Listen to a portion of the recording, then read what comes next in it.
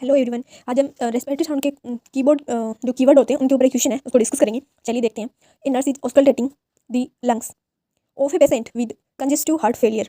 यानी एक congestive heart failure का पेशेंट है, जिसके लंग्स को ना नर्स क्या कर रही है, ऑस्कल्टेट कर रही है। And hear soft high pitched popping sound, और जब वो उसको ऑस्कल्टेट करती है तो उसको high pitch soft poppy sound उसको सुनाई दे रही है, लाइक हेयर रबिंग, जैसे हेयर रब कर रहे हो ऐसा। अगेदर primarily during inspiration these sound are document as. यानी ये साउंड कैसी होगी फिर जब आप सुनोगे तब उस टाइम। क्वेश्चन में क्या है, क्वेश्चन आपको समझ आ गया होगा कि कंजेस्टिव हार्ट फेलियर का एक पेशेंट है, उसके लंग्स को नर्स क्या करिए, ऑस्कल्टेट कर रही है। तो उस टाइम में ना उसको कौन सी साउंड सुनाई देगी, इसमें थोड़ा हिंट भी दिया है कि वो साउंड कैसी है। Here soft high pitched popping sound है, लाइक हेयर रब करने वाली ऐसी साउंड है। और वो ड्यूरिंग इंस्पिरेशन, यानी जब वो अंदर सांस ले रहा है उस टाइम वो उसको सुनाई देगी। तो बताओ वो कौन सी साउंड होगी। देखो ऑप्शन क्या है, वो रोची साउंड होगी, बी है वो विच साउंड होगी, विजिंग साउंड होगी, या फिर सी है उस क्रेकल साउंड होगी, एंड डी है प्लूरल फ्रिक्शन रब होगी। देखो नोट जैसे एग्जाम के लिए ना ये रेस्पिरेटरी साउंड के कीवर्ड है ना, याद रखना बहुत जरूरी होता है। क्वेश्चन मोस्टली आ जाता है यहाँ से। देखो जो रोची है ना, रोची, ये रोची साउंड नहीं है, ये स्नोरिंग फ्राटे जैसे खराटे लेते हैं ना वैसी आवाज़ होती है, जो म्यूकस की वजह से बड़ी ब्रोंकस में सुनाई देती है, जो ना बहुत अधिक बलगम या फिर रुकावट की वजह से होती है। इसकी मेन पहचान ये है कि खांसने पर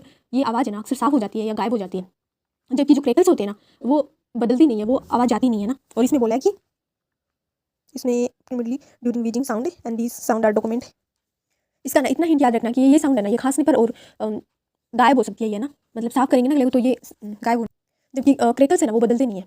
विज साउंड क्या होती है, ये साउंड है ना, ये विस्लिंग जैसी यानी सीटी जैसी आवाज़ आती है इसके अंदर, जो नेरो एयरवे हो जाता है ना, जैसे अस्थमा वगैरह में, तो उस टाइम आती है। ये हमारा एक्सप्रेशन में ज़्यादा होती है, जब हम सांस बाहर छोड़ते हैं ना उस टाइम में आती है। और ये हाई पिच संगीत जैसी या फिर सीटी जैसी आवाज़ होती है, ठीक है। तो ये उसमें भी गलत हो गया, ये भी गलत था।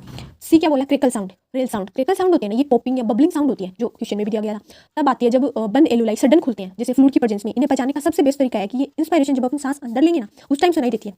अपना करेक्ट आंसर यही है, इसमें कंजेस्टिव हार्ट फेलियर में सुनाई देती है। डी क्या बोल रहा है, प्लूरल फ्रिक्शन रब। प्लूरल फ्रिक्शन रब जो होती है ना, ये ग्रेटिंग, ये जैसे लेदर होता है ना उसको रगड़ते हैं ना वैसी आवाज़ होती है। जब प्लूरल के अंदर इन्फ्लेमेशन हो जाता है ना, वे आपस में रगड़ खाते हैं ना, उस टाइम ये प्लूरल फ्रिक्शन रब ये आवाज़ आती है। हाँ, तो ये ऑप्शन भी गलत हो गया। तो अपना करेक्ट आंसर है सी। आशा करती हूँ आपको समझ आया होगा। Thanks for watching.